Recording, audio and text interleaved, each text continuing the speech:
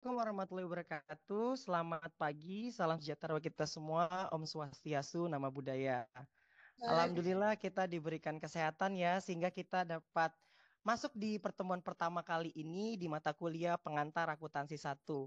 Tak kenal maka tak sayang, karena saya orang Betawi, maka saya mulai dengan sebuah pantun terlebih dahulu. Ke pasar Kamis, beli buah manggis, akan Ya. tetapi terjatuh. Kenalkan, nama saya Muhammad Abdul Muiz. Assalamualaikum warahmatullahi wabarakatuh. Waalaikumsalam Waalaikumsalam warahmatullahi wabarakatuh. warahmatullahi Cakep. Oke, cakep ya tadi ya. Oke, adik-adikku sekalian, saya manggil adik-adik karena saya merasa masih muda ya, jadi panggil saya kakak-kakak juga tidak masalah. Umur saya masih 17 tahun, sorry ya, enggak, umur saya sudah hampir kepala tiga, tapi jiwa saya masih muda, kakak-kakak dan adik-adik sekalian. Oke, untuk itu saya ingin mengetahui dong asal dan juga nama panggilannya siapa. Saya mulai ya dengan Oke. saudara Heri terlebih dahulu. Silakan saudara Heri, perkenalkan asal dari mana dan jurusan pada saat SMA-nya apa. Ya, makasih Pak atas kesempatannya. Nama saya dengan Heri Swanto. Biasa dipanggilnya Kak Heri ya, karena masih muda juga Pak. Jadi saya asal dari asalnya Jawa, tapi untuk tadi ditanya SMA-nya mungkin dari IPA Pak jurusan ini, Oh, presentasi. jurusan IPA. Berarti betul-betul belum pernah tahu ya tentang akuntansi ini ya. Kenapa saya nanya seperti itu? Karena ini sebagai background awal dulu nih. Saya ingin mengetahui apakah kakak-kakak atau adik semuanya ini jurusan apa. Lanjut ke tadi udah dari cowok, sekarang ke cewek terlebih dahulu kita selang-seling. Karena harus sama gitu ya. Sekarang ke Ibu Evi sorry, Ade Evi dulu. Oke, terima kasih Ade Evi. Iya, terima kasih Pak Muiz. Perkenalkan nama saya Evi. Saya SMA-nya dari jurusan IPS, Pak. Oh, jurusan IPS. Berarti sedikitnya sudah ada ya bekal Ya, akuntansinya itu ya. Oke, betul. lanjut. Sekarang Saudara Muklisin. Silakan Saudara Muklisin. Mukhlisin, Ya. sorry. Oh ya kakak, mohon maaf saya perkenalkan diri dulu. Nama saya Muhlisin. Sebenarnya asal saya bukan dari SMA, tapi melainkan dari Madrasah Aliyah, Bapak. Oh, Eh, subhanallah. Jurusan saya tuh dulu IPS. Berarti sekaligus sudah IPS. hatam Quran berapa kali, Pak? Kalau Berarti hatam, sudah ini juga. Apa namanya? Apa tuh namanya? Hafiz Quran, insya Allah. insya Insya Allah, Allah, Bapak. subhanallah. Tepuk tangan dulu dong untuk teman kita Muhlisin. Oke, terima kasih Muhlisin. Lanjut ke Ade Diah Rangga. Ya, Assalamualaikum warahmatullahi wabarakatuh. Waalaikumsalam. Ya, perkenalkan nama saya Diah Rangga Puspita, bisa dipanggil Diah. Saya asalnya dari Malang, Bapak. Untuk SMA-nya dulu kebetulan saya dari SMK. Untuk jurusannya saya Teknik Komputer dan Jaringan, Pak. Oh, teknik komputer dan jaringan. Hebat ya, lintas prodi berarti mengambil berkaitan dengan akuntansi. Semangat terus Iya, ya, terima kasih, Ade Pak. Dia. Lanjut ke Saudara Safer. Silakan Saudara Safer. Iya Pak, saya biasa dipanggil Safer dari NTT saya Pak, dari NTT. Saya dulu SMA mengambil jurusan bahasa Pak, Oh, jadi bahasa. betul-betul sama sekali belum tahu soal akuntansi ini Pak. Oke, nanti kita belajar ya. Akuntansi is very simple kok, Dek. Asal Oh sukai baik, dulu, iya, asal suka mata pelajarannya dan yang kedua cintai dosennya. oh baik. Saya yang pertama sukai pelajarannya. Betul, sukai pelajarannya. Betul, pintar Bapak. Lanjut ke Saudari Ali Zainal Abidin. Ya, terima kasih. Sebelumnya saya saudara Oh, Pak saudara, Muhyiddin sorry. Saudari. Ini karena saya terlalu gugup ngelihat ini seperti ini apa aktor luar negeri ya. Ya, terima kasih Bang Muiz. Saya dulu waktu SMA, saya dari SMA Negeri 7 Malang, saya lulusan IPS dulu. Tapi saya kalau boleh jujur, mata pelajaran akuntansi dulu waktu SMA itu salah satu mata pelajaran yang kurang saya sukai Oh, begitu, Pak. kurang sukai. Ya, Oke. ya, ya. Nanti kita bakal Tapi sukai ya, karena ini ya, berkaitan dengan nanti prospek kerja kalian. Karena kita kan mau ya. jadi akuntan, kita juga mau nantinya Baik, orang yang ahli dalam bidang keuangan. Maka salah baik, satunya harus bisa dan juga harus suka. baik, Oke, Pak terima Budi. kasih, Terima kasih. Saudara Ali. Nah, ini mahasiswa kita kan daftar absennya ada 9, tapi di sini cuman ada sekitar 7, termasuk saya kan 8, berarti ya satu keluar lagi, baru saya udah ngomong. Ya, ini kita tunggu dulu atau seperti apa. Tapi gini karena waktunya kita sudah em, terbatas ya, jadi kita mulai saja ya. Nanti kalau untuk mahasiswa yang baru masuk, nanti kita kasih hukuman dengan kuis tambahan ya. Jadi mereka ya ada punishment yang harus diberikan. Terima kasih kepada saudari dan saudara yang telah tepat waktu. Saya appreciate, nanti akan ada nilai tambah untuk kalian. Oke, Terima nilai kasih, aktif, terima kasih. Terima nilai kasih. partisipasi. Oke, oke. Untuk RPS dan RPP, saya sudah kirim ke dalam grup ya. Tadi kita sudah masuk grup. Jadi nanti kalian tinggal buka saja. RPP dan RPS saya sudah ada di grup tersebut. Jadi Ya. pembelajaran 1 semester itu akan belajar terkait dengan apa saja. Terus juga berkaitan dengan bahan pokok pelajaran itu sudah apa saja, sudah ada di grup. Nah, di pertemuan 1 ini, izinkanlah saya untuk share screen terlebih dahulu di materi pertemuan pertama. Tadi seperti yang kita bilang, di akuntansi ini saya menggunakan sumber bacaannya dari buku Keiso. Karena kenapa? Karena ini sudah IFRS edition. Kita harus berbasisnya IFRS, International Financial Reporting Standard. Karena kalau nanti kalian kerjanya kan nggak mau dong kalau kerja hanya di Indonesia saja gitu kan. Maka kita harus belajar juga, PSAK kita pun terstandarisasinya sudah menggunakan IFRS. Ya, jadi kalau kalian kerja dimanapun, di luar negeri, terutama di negara Eropa ya, yang basicnya memang IFRS tadi, kita tuh sudah bisa, kita juga sudah bisa. Karena kenapa? Semua standar itu sama, tinggal kemampuan bahasa yang harus kita tingkatkan. Untuk itu, ini seluruh modul memang saya menggunakan bahasa asing, tapi nanti ketika kalian mau bertanya silakan menggunakan bahasa Indonesia saja juga tidak masalah. Jangan takut bertanya, nanti saya akan bimbing kalian supaya kalian bisa dan cakap berkaitan dengan akunting ini. Oke, ini nama saya Muhammad Abdul Muiz, kalian bisa panggil dengan Bapak Muiz, Kak Abdul, dan lain-lain juga boleh. Oke, di chapter 1 kita akan belajar berkaitan dengan accounting and action. Jadi tindakan dalam akuntansi itu seperti apa sih? Action dalam akuntansi itu apa saja sih? Di mana learning objektifnya atau study objektifnya, tujuan pembelajaran pada pertemuan pertama ini nanti ada poin 1 sampai dengan poin 8 sesuai dengan RPS yang sudah saya berikan.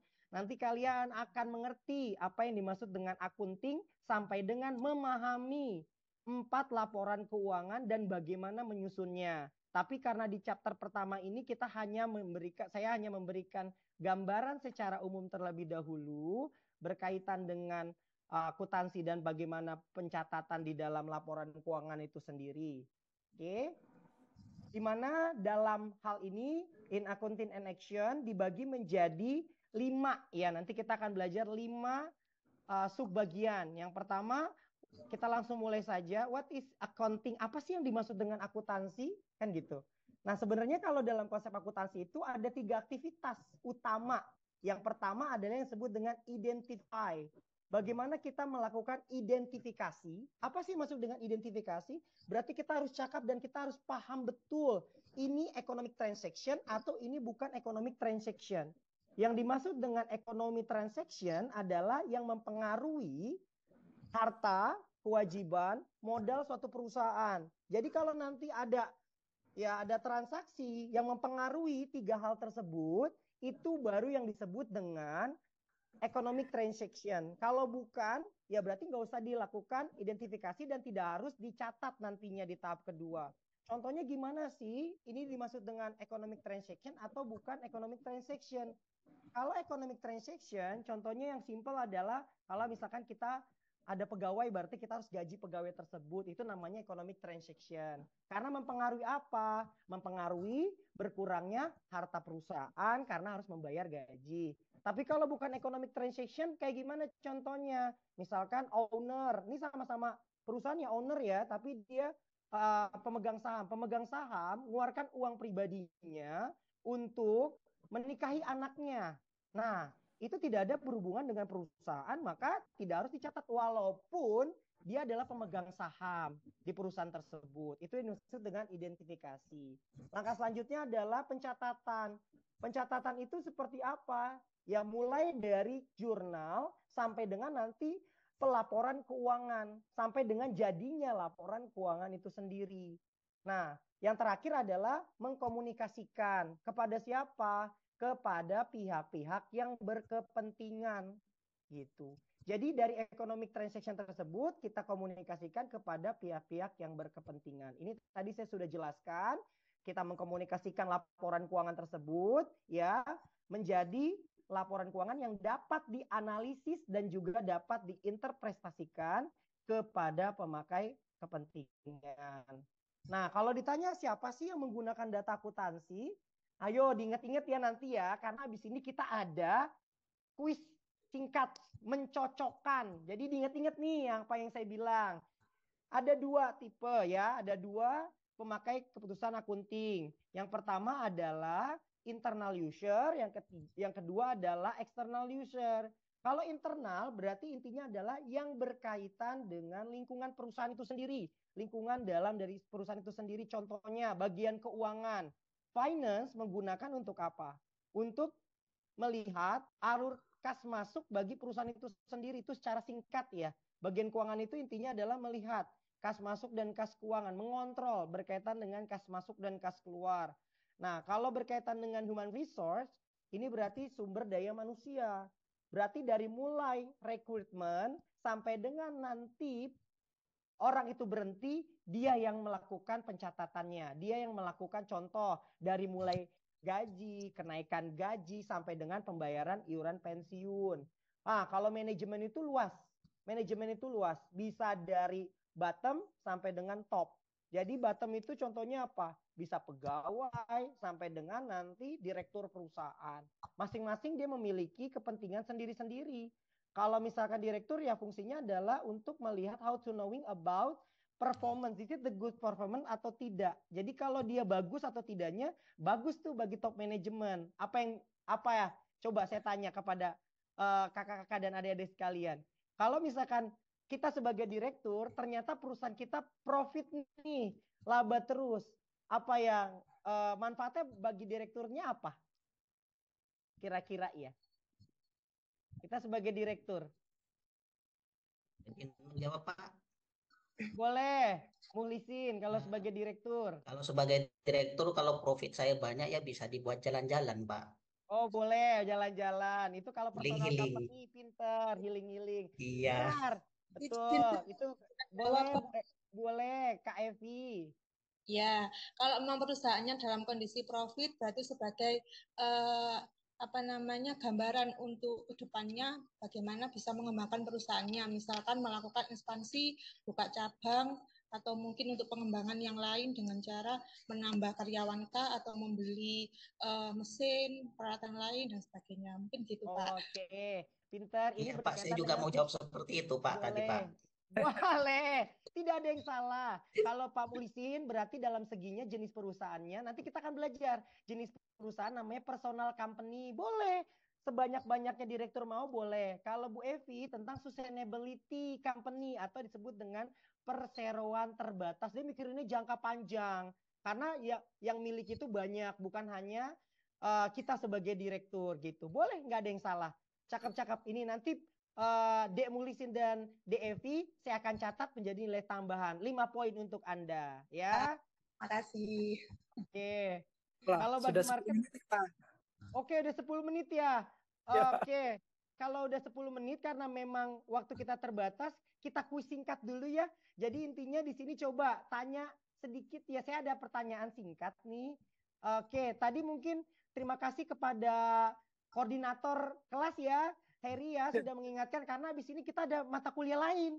Terima kasih banyak sudah mengingatkan. Nanti kalau tahu-tahu Zoom-nya sama dan masuk dosennya saya tidak enak. Terima kasih. Nah, di akhir penutupan coba yuk tadi saya udah jelaskan nih, ada internal user dan external user. Kira-kira ya kalau kalian malu kalau kalian malu ngomong, bisa tuh chat di dalam Zoom ini. Jadi kalau kalian malu nih ngomongnya apa, bisa chat Pak saya nomor ini 1 ini gitu ya. Jawabannya. Yang pertama, coba ya, ini kuis sebelum kita tutup. Pertama, siapa sih yang bisa menaikkan gaji karyawan atau menentukan gaji karyawan itu sendiri? Penggunanya siapa? Kira-kira. Saya boleh jawab nggak, Pak? Boleh. Boleh, Dek Dia. Apa ini Dek Dia? Ini sebenarnya human research ya, Pak ya. Karena Oh, kan pintar sekali. sebelumnya, Tepuk tangan dulu untuk terima Dek kasih. Dia. Betul, ini human resource ya.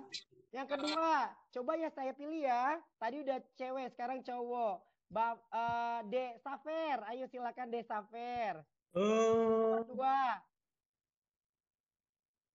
Saya jawab mungkin finansi. Oke, Oh, nggak salah. apa-apa. Tidak masalah. Ini yang ya. Kalau perusahaan untung, yang dapat untungnya itu seberapa? Investor, ya. Investor Oh, itu maunya baik. untung kan, perusahaan untung terus. Boleh. Nah, ini yang telat. Tadi kan yang telat saya udah bilang ya di pertemuan yang pertama kali ya, yang telat akan saya kasih jawab apa? Saya akan tanya nih. Oke, Dek Clara, kenapa telat Dek Clara? Ya Pak, mohon maaf. Ini tadi ada kendala Zoom Oh, karena jadi jaringan internetnya agak lemot. oke, Deklara tadi aslinya dari mana dan SMA-nya jurusan apa, Deklara? Saya aslinya dari Malang, Pak. Jurusan SMA-nya? Jurusan SMA-nya saya sebenarnya teknik informatika. Oh, teknik informatika. Iya. Bisa nggak Tapi jawab nomor 3 berarti Deklara? Siapa yang bisa mengeliminasi produk lininya? Coba. kalau mengeminimasi berarti auditornya mungkin, Pak. Auditor. Bukan ya. Kurang tepat. Ini Manajemen. manajemen ya. Jadi manajemen bisa tuh, misalkan kalau ada produk, misalkan contoh, kalian pernah lihat gak produk Indomie yang sudah tidak ada lagi di pasaran? Tadi rasanya ada ini, sekarang udah nggak ada lagi. Nah itu salah satunya hasil dari laba rugi segmentasi. Ternyata produk ini udah nggak laku, lebih baik di stop gitu. Ya, nanti tolong diingat ya, Dekara. Ya, Pak. Nanti tolong Nanti saya minta, pelajari ini kan di lagi. record. Iya, ini kan di record. Nanti tinggal minta sama Dek Dia ya, hasil recordnya ya. Nanti dipelajari lagi ya. Ini ada di buku ya, Pak? Ada, ya. ini ada di Oke, buku siap. ya. Ya, Pak. Nanti saya pelajari lagi, Pak. Terima kasih. Ada lagi yang telat ini. De Laurentia. Kenapa De Laurentia telat? Tadi masih ke fakultas, Pak. Oh, masih fakultas. Double ya berarti ya. Mata kuliahnya ini. Pak, saya boleh bertanya? Boleh. Tadi kan contohnya produk Indomie yang untuk yang dieliminir itu kan barang-barang yang kurang laku gitu ya. Betul. Tapi menurut pengamatan saya di pasar ada barang-barang yang itu sebetulnya juga fast moving, tapi ternyata dieliminir, Pak. Oke. Bagaimana dengan hal tersebut? Ini kan berarti kan keputusannya itu sebenarnya sudah ada berkaitan dengan research and development dulu ya, De Lauren ya. Kita harus lihat dulu. Kalau dari kacamata akunting, kita bikin yang disebut dengan laba rugi segmen. Setiap produk itu sudah ada targeting market, sudah ada laba per segmentasinya berapa. Kalau dalam segi akunting, nih saya dari segi sudut pandang akunting terlebih dahulu ya, De ya. Jadi kita bisa lihat mana yang sudah jenuh, mana yang belum jenuh. Kalau yang sudah jenuh, berarti produk tersebut kita masih pertahankan, karena kalau dalam akuntansi itu bisa mempertahankan atau modifikasi. Kalau sudah tidak bisa dipertahankan produk tersebut dan akhirnya menjadi beban operasional perusahaan, apalagi tadi yang Ibu bilang produknya tersebut moving fast, yang cepat, dan juga kadaluarsanya ya dalam tanda kutip under short term, atau dengan kata lain adalah masa dengan jangka waktu yang singkat. Nah ini memang keputusan yang harus diambil berdasarkan riset and development dari suatu perusahaan gitu. Jadi memang sudah dipikirkan matang-matang. Begitu deh Lauren. Ya Pak. Pak, terima kasih Pak. Oke, sama-sama. Nah, ini tadi saya udah diingatkan lagi lewat chat dengan Deheri. Terima kasih ya Deheri sudah ngechat saya secara pribadi. Ini dosennya sudah masuk ternyata. Mohon maaf ya Ibu dosen. Ini saya ngambil waktunya. Sekali lagi saya mohon maaf. Jadi tadi materinya kita cukupkan dulu sampai di sini. Saya akhiri dengan tadi saya awali dengan pantun, saya akhiri dengan pantun juga ya. Ke Bekasi beli buah manggis, buah duren akan tetapi terjatuh. Sekian, terima kasih dari saya, dosen yang paling manis dan keren. Wassalamualaikum warahmatullahi wabarakatuh. Waalaikumsalam. Ini Pak Muiz ilmunya. Udah, ya ini. Lanjut ya berarti ya. Bu Clara lanjut. Ya, Bu Clara. Selamat siang. Perkenalkan, nama saya Clara Kumasari. Kalau kemarin belajar dengan Pak Muiz itu berkaitan dengan akuntansi swasta, dan sekarang kita akan mempelajari tentang akuntansi sektor publik. Nah, sebelum saya ke materi, saya coba tanya-tanya dulu kepada teman-teman semuanya. Nah, di pertemuan dengan Pak Muiz itu kira-kira yang Anda tangkap untuk akuntansi itu seperti apa? Nah, apa sih sebenarnya akuntansi? Sekalian sambil refreshing mungkin ya. Nah, apa sih sebenarnya akuntansi itu? Apa yang dari Pak Muiz apa sudah ditangkap atau masih bingung? Karena kalau mempelajari akuntansi sektor publik harus mendalami dulu definisinya akuntansi. Yang bisa menjawab mungkin Bapak Ibu dari mahasiswa lainnya. Mungkin catatan Bu. Oke, betul. Mas Heri, untuk akuntansi itu memang sebagai jenis atau suatu teknik untuk mencatat transaksi. Oke, baik. Sambil saya absen ya untuk presensinya. Mbak Dia Rangga, hadir ya. Hadir Bu. Mbak Evi Yuli. Hadir Bu. Mas Heri Iswanto. Hadir Bu. Mbak Laurintia Husada. Hadir Bu. Mas Ali Zainal. Ya, hadir Bu. Mbak Erma. Hadir Bu. Kemudian siapa lagi yang belum kira-kira ya belum kepanggil Saya Bu, ya? belum dipanggil namanya. Oke, Mas Sever ya. Oke, Mas Sever. Ya, hadir. Panggilannya Sever ya Mas ya. Mas Sever gitu. Ya. Oh Safer. Kayaknya Sever. Kalau Sever kan internet ya jaringan. Maaf ya. Oke. Gak apa-apa Bu. Kuliah hari ini ada yang belum dipanggil? Kira-kira sudah semua ya. Oke, alhamdulillah kita sekarang ketemu lagi di pertemuan kedua karena tadi saya sudah menjelaskan sedikit terkait pengertian akuntansi. Nah, sekarang kita masuk ke materinya. Nah, untuk ini saya izin share screen dulu ya. Kalau mungkin ada yang mau ditanyakan silakan monggo. Atau mungkin terlalu cepat bisa. Nah, ini memang di sebelumnya Anda pernah mendapatkan akuntansi bersama Pak Muiz ya untuk pengantar akuntansi. Nah, sekarang bersama saya untuk akuntansi sektor publik. Oke, kalau secara definisi ini tidak ada perbedaan ya, tetap sama karena namanya akuntansi itu hanya mencatat transaksi yang nantinya digunakan kepada laporan keuangan. Nah, tapi namanya akuntansi itu digunakan dari semua lini. Nah, baik itu akuntansi sektor swasta, nirlaba. Ada yang tahu nggak nirlaba itu kira-kira apa? Nah, nirlaba misalnya contohnya apa?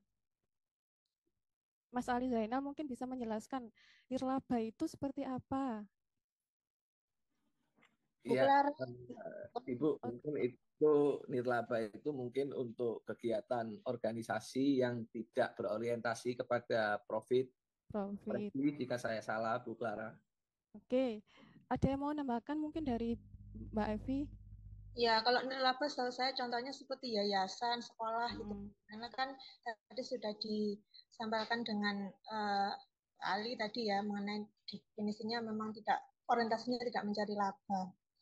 Oke, dari jawaban Mbak Evi sama Mbak Ali memang betul. Sama dengan halnya akuntansi sektor publik ya. Nah, akuntansi sektor publik ini sebenarnya adalah akuntansi yang digunakan pemerintah. Namanya sektor publik. Sehingga kalau kita berbicara dengan publik, berarti kita berbicara dengan masyarakat. Nah, ini yang membedakan mata kuliah saya dengan mata kuliahnya Pak Muiz. Kalau Pak Muiz memang murni ke akuntansi swasta. Kalau saya melihat dari pemerintah, karena kalau pemerintah itu sebenarnya tidak mencari untung dan rugi atau labanya. Itu yang membedakan kita dengan pemerintah. Nah, kalau di sektor publik itu yang dilihat hanya bagaimana masyarakat ini terjamin kualitasnya, mulai dari sarana dan prasarana, fasilitasnya. Nah, itu yang dilihat dari sektor publik. Ada yang mau ditanyakan atau belum? Atau lanjut ya ke materi ya? Oke, kita lanjutkan dulu ke materi ya. Ya, lanjut Bu. Sebentar. Nah, secara singkat aja untuk perbedaan akuntansi pemerintah dengan akuntansi swasta, itu kita bisa lihat dari ruang lingkupnya. Nah, di mana kalau ruang lingkupnya ini di dalam akuntansi pemerintah memang dia menggunakan undang-undang yang sangat berbeda dengan regulasi yang berbeda dengan akuntansi swasta. Nah, kalau di dalam akuntansi swasta itu yang disebutkan Pak Muiz adalah PSAK. Nah, kalau di akuntansi pemerintah itu beda. Nah, ini ada beberapa ruang lingkup dari akuntansi pemerintah, nanti mungkin bisa dipelajari atau dibaca sendiri oleh mahasiswa. Saya jelaskan saja secara singkat. Nah, perbedaannya itu terlihat dari pola pasar. Nah, meskipun kalau kita lihat bahwa organisasi sektor publik atau akuntansi sektor swasta itu mengikuti pola pasar, tapi dia selalu mengedepankan masyarakat sebagai pelaku umumnya. Sehingga di dalam akuntansi sektor publik ini ada beberapa istilah yang tidak digunakan ketika menganut asas akuntansi sektor swasta. Simpelnya kalau masih bingung, akuntansi sektor publik ini adalah akuntansi yang menganut dari akuntansi swasta, tapi disesuaikan dengan regulasi yang ada di pemerintah. Nah, kalau di swasta itu mengenal yang namanya harta, kalau di pemerintah itu nanti kita mengenal yang namanya aset. Kita mengenal yang namanya aset. Nah, ada istilah-istilah yang di pemerintah atau istilah-istilah yang di swasta itu tidak digunakan di pemerintah. Misalnya aset. Nah, kalau di pemerintah tidak digunakan istilah harta, tapi digunakan dengan istilah aset. Nah, kemudian ini secara singkat dasar hukumnya Anda bisa lihat ya dari akuntansi sektor publik dan akuntansi sektor bisnis. Jika di dalam dasar hukum akuntansi sektor publik itu menggunakan standar akuntansi pemerintah atau SAP. Nah, tapi tetap memakai pedoman standar akuntansi keuangan. Nah, kalau di swasta nanti menggunakan pedoman standar akuntansi keuangan dan kemudian menggunakan standar profesional akuntansi akuntan publik. Oke. Nah, kenapa sih kok dibedakan antara sektor publik dengan sektor swasta untuk akuntansinya? Karena memang beberapa istilah yang dari bisnis tidak bisa diterapkan di sektor pemerintahan. Mungkin ada yang mau bertanya atau mau dijelaskan lagi atau sedikit kurang jelas? Silakan, nggak apa-apa, kita buka diskusi untuk menambah wawasan. Sudah jelas, Bu. Sudah jelas ya mungkin ya. Nah, untuk menambah wawasan mahasiswa nanti mungkin bisa dicoba untuk tugas ya. Kita akan mencari satu contoh standar akuntansi pemerintah. Nah, itu kalau mahasiswa akuntansi wajib tahu standar akuntansi yang digunakan pemerintah apa.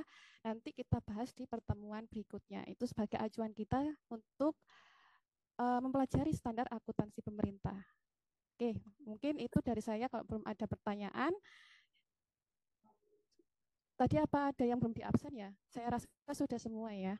Bu, sudah 10 menit sepertinya, Bu. Oke, terima kasih sudah untuk diingatkan. Kurang lebihnya saya mohon maaf. Saya tutup. Assalamualaikum warahmatullahi wabarakatuh. Selamat siang.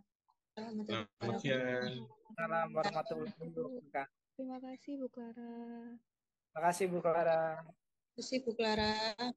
Ya, sama-sama. Terima kasih Terima kasih Bu kembali. Clara. Terima kasih. Ya.